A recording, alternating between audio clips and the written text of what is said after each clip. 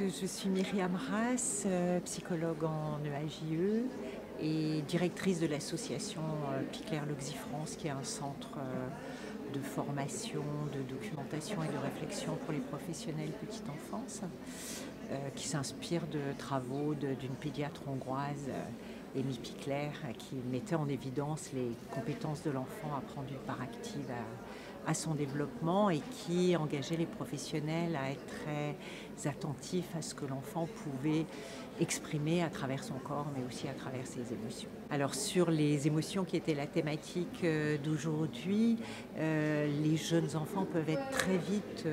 envahis par des émotions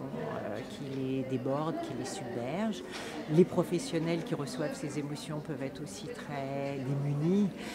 face à ces émotions ou ces manifestations émotionnelles des enfants. Et donc l'idée, c'était d'essayer de comprendre un petit peu mieux que l'enfant exprime les émotions pour communiquer, et notamment pour communiquer des besoins ou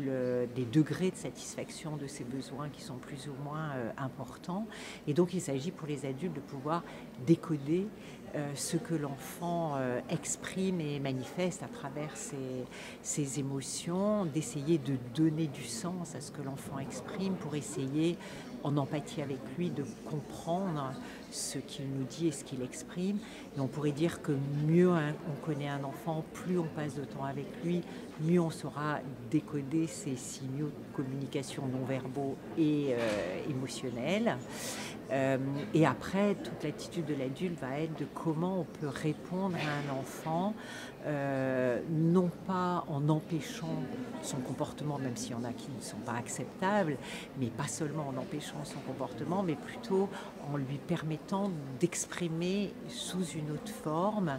des émotions, un besoin, et de l'aider à transformer son comportement pour pouvoir communiquer avec les autres, pour pouvoir réaliser ses besoins, ses envies, développer son imaginaire, voilà. Et